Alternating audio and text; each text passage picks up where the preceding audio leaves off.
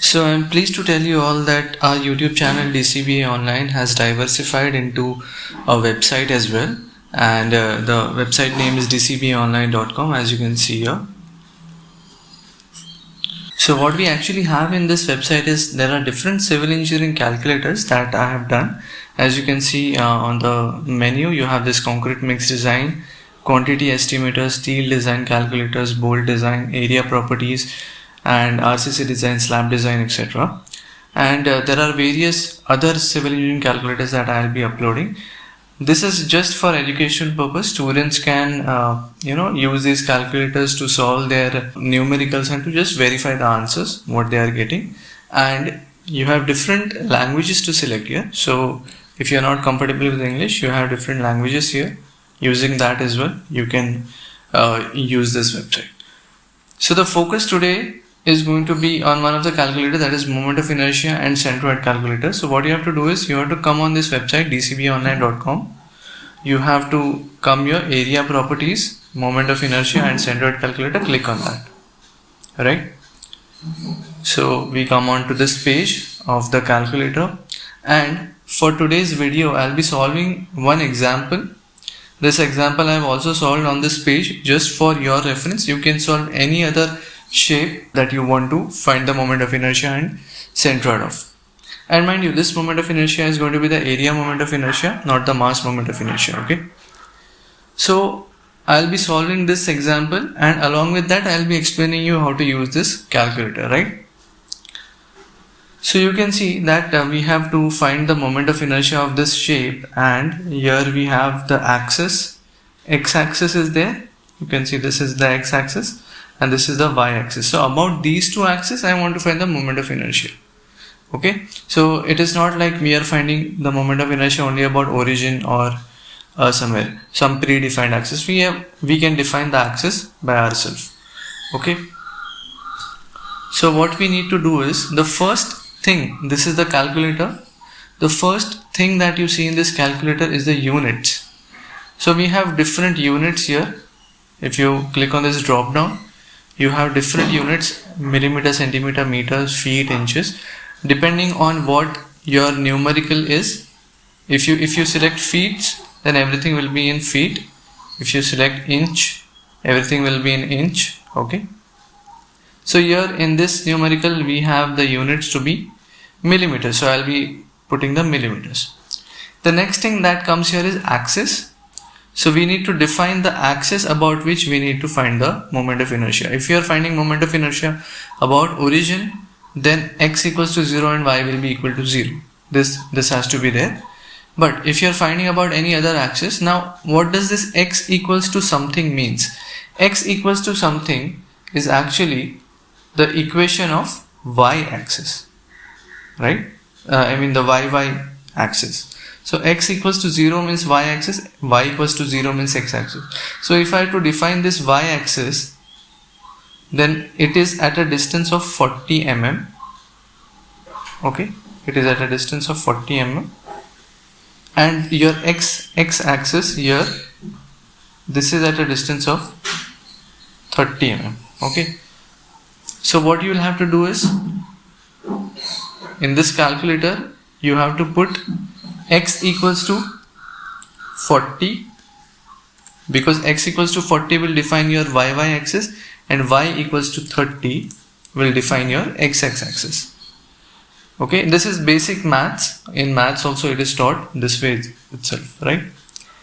The second thing that you need to do now is you need to divide this entire shape into simple shapes. See, all the steps are given here. Okay, so this entire shape can be divided into like a rectangle, a big rectangle. Then we remove this right angle triangle here. Then we remove this right angle triangle. Then we remove the semicircle, the circle, the quarter circle, and finally we'll be getting this shape, right? So first here we can define a rectangle, and if you see, then the rectangle is the only thing that has to be added. Rest everything we have to remove from that rectangle itself to get this shape, right? B means the width of the rectangle, h is the height of the rectangle, So width of the rectangle, if you see, width is 90 and height is 120. So I'll put here 90, height as 120. Next comes the base point coordinates x and y. This is very important. So the base point for a rectangle, if you come down in the adding shapes heading, we have the rectangle here, and the base point for the rectangle is this bottom left point. Okay, this bottom left point that you see here, this is the base point, and the coordinates of this point needs to be added. Okay, and depending on this base point, your B and H are actually drawn in this particular program, right? So here if we see, then our rectangle is having its bottom left point at origin, that is 0, 0. So 0, 0 will be the base point coordinates, and add or subtract is we need to add our rectangle, rest everything we are going to subtract, right?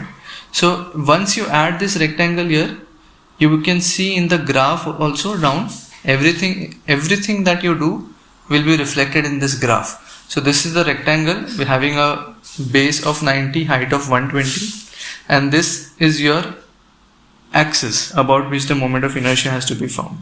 Okay, everything will be seen here in the graph as well.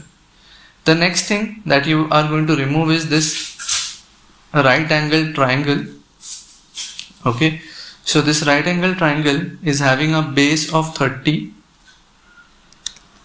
a height of 50, and again the base point of that right angle triangle has to be given here. So the right angle triangle will be having a base point again at its right angled point. Okay, so here are different types of right angle triangles that I have shown here. The base point will be always its right angle point. Okay, and depending on the value of B, if B is positive, it will be drawn on the right side to this point. If H is positive, it will be drawn upwards. If B is positive right side, H is negative, it will be drawn downwards. So this is how the right angle triangle would be formed. If B is negative, it will be drawn to the left, H negative down, B negative to the left, H positive upward. So these are the types of right angle triangle as how you can show in this particular program. Similarly, for the rectangle as well, by playing with the value of B and H being positive and negative, you can draw different types of your rectangles. So right angle triangle, here we have the origin to be 0, 0 itself, right? So I'll put 0 and 0, and then here if you see, we have to subtract it, right? We are subtracting the right angle triangle from our rectangle, and you can see in the graph we have got a right angle triangle. These dotted line means it is going to be subtracted from the entire area. Okay, next we have one more right angle triangle here. Okay, its base point, if you see, its base point is at a distance of 90, 120 here, because this is 90 and this is 120. So the coordinates of this base point will be 90, 120, and its width is 50 mm, height is 50 mm. Now to get this type of right angle triangle, your base has to be in negative, that is minus 50, your height has to be negative minus 50, and the base point coordinates are 90, 120. And again this right angle triangle has to be subtracted. So you can see here in the graph how it is formed. This right angle triangle has been formed correctly. Next we have this circle which we have to subtract. So the diameter of the circle is 20. We come to the circle, and here R, we have to mention the radius and not the diameter. So if the diameter is given as 20, we can put radius as 10, and then the center coordinates of the circle. So the center coordinates, and remember all these base point coordinates are always measured from the origin. Okay, they are always measured from the origin. So the center coordinates for this circle will be 45, 60. 45, 60, and then again it has to be subtracted. You can see a circle is formed, right? Then we have the semicircle. So the semicircle is having a radius of 30 mm. This entire width is 60, so the radius will be 30. So the radius is 30 for a semicircle. Now for a semicircle, how we have to input a semicircle is by defining in which quadrant it is lying. So see,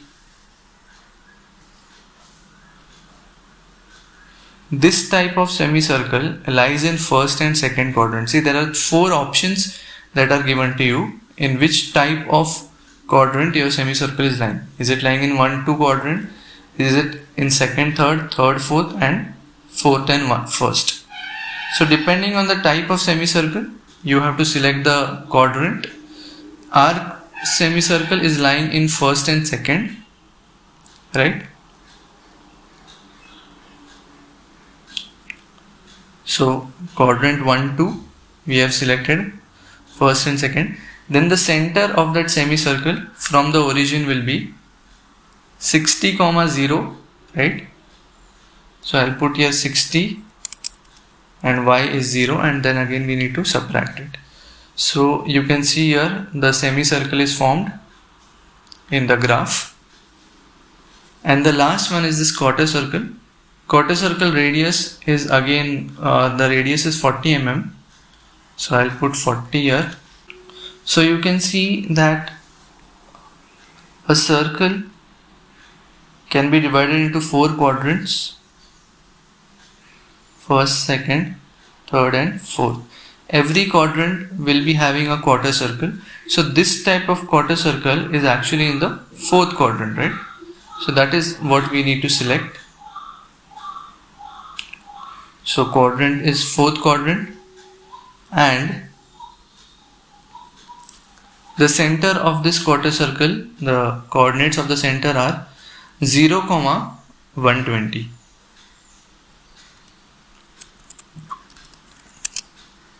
And then that also we need to subtract, right? So you can see here the quarter circle has been formed, and you get these results here, right? So Ixx, now this Ixx and Iyy is about moment of inertia, about x equals to 40 mm and y equals to 30 mm. That is about these 2 axes that we had defined.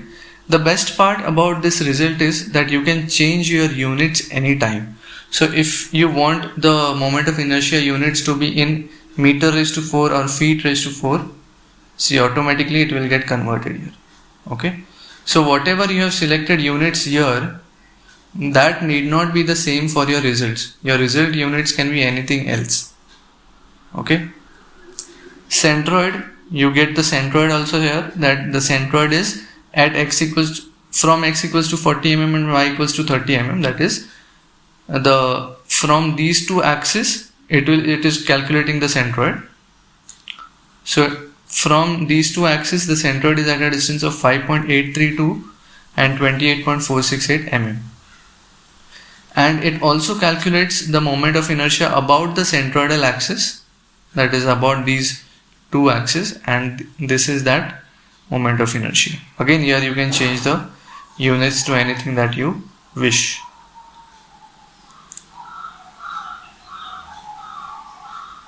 Okay, so this was about the calculator, moment of inertia calculator. In further videos also I'll be showing you some other calculators from this website. So I hope this serves to be useful to you. Thank you so much.